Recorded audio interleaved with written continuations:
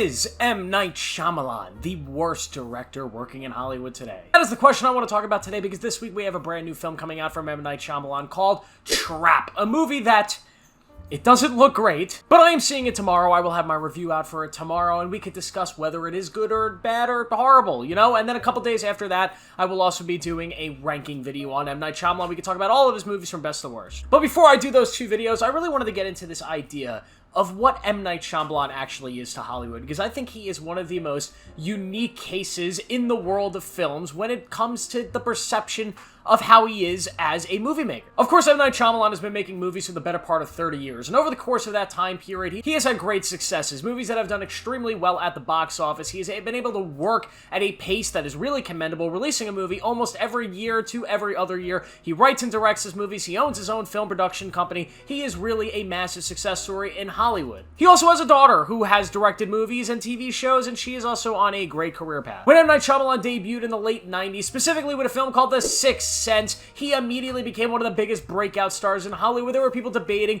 who was going to be the next big thing. Was it going to be him or Christopher Nolan? Believe it or not, at one time they were talked about in the same kind of verbiage, the same kind of projections. He, of course, then made Unbreakable, and then Signs, three fantastic movies. What a way to start a career. Almost kind of like Jordan Peele's start to his career, when he had, you know, Get Out, and Us, and Nope, and who knows what's coming next. Hopefully it's not what M. Night Shyamalan did, because M. Night Shyamalan followed a strong start of his career after making all of these movies that were kind of thriller, suspenseful, big summer blockbusters, but also horror movies in a way, with making really terrible versions of those types of genre films. Movies like The Happening, Lady in the Water, and After Earth with Will and Jaden Smith. What a terrible movie. That might be the worst. These are gigantic movies with bigger budgets, and movies that are very kind of ambitious with their plot, their worlds, their scripts, their characters, but they just kind of fall flat. And why do they fall flat? Well, M. Night Shyamalan has a very distinctive writing style, and that writing style is goofy.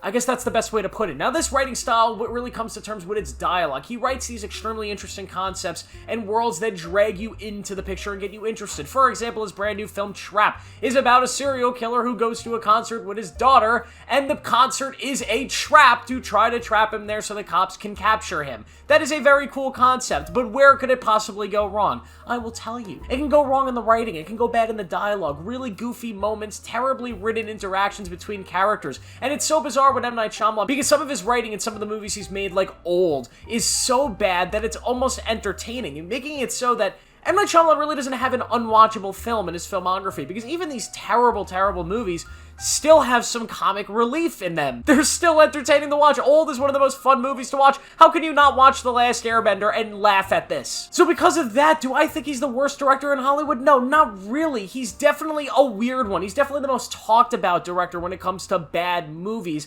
and I think it's kind of an unfair rap. I think M. Night Shyamalan has really made 50-50 when it comes to great movies and bad movies. He has a lot of movies that are really just not great at all, but are at least fun to watch. They're entertaining. I have rewatched many of M. Night Shyamalan's not so very good movies many times because they are fun. They are so goofy that they're hilarious. Old is one of my favorite movies to put on in front of other human beings just so they can experience the nonsense. And you know what? If filmmaking is not for entertainment purposes, if these movies are not being made to entertain, then what is the point? They are entertaining, so therefore can I consider them bad? And that's an interesting philosophical conversation that I think we can have on filmmaking. If a movie is so bad, but it's so entertaining, is it good? Like, what is a bad movie? What is a bad filmmaker? And with someone like M. Night Shyamalan, I can almost consider him to be one of the best filmmakers we have today, because he's constantly making films that at the very least intrigue me and get me to the movie theater, and sometimes he happens to put out a damn near masterpiece level movie. In recent years, he's kind of had a career renaissance. He released Split, which I think is a phenomenal horror thriller. We also got The Visit, a very good found footage movie. He still has the ability to once in a while deliver a slam dunk. So it's kind of a coin flip. You go to the movie theater and what are you getting? A great M. Night Shyamalan movie?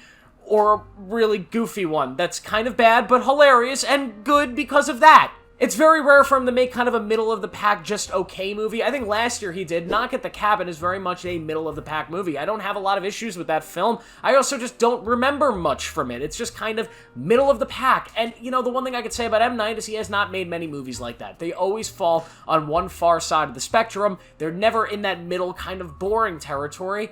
And that's what kind of makes him an awesome filmmaker that I love. So although, yes, The Last Airbender is not very good, neither is After Earth, I can also appreciate how great Unbreakable is, how great Split is, and maybe Trap will be great. I'll find out tomorrow. But I wanted to make this video to talk about M. Night Shyamalan, kind of give him his flowers a little bit in this video, to talk about the fact that I think he is overhated by the internet, that he is kind of overhated by Hollywood. I think he offers a lot to this industry, and I wish we would have more directors like M. Night Shyamalan who are not afraid to make these risky movies with high concepts. Like Trap. Trap is an extremely interesting movie. I've never seen a movie with that kind of concept before.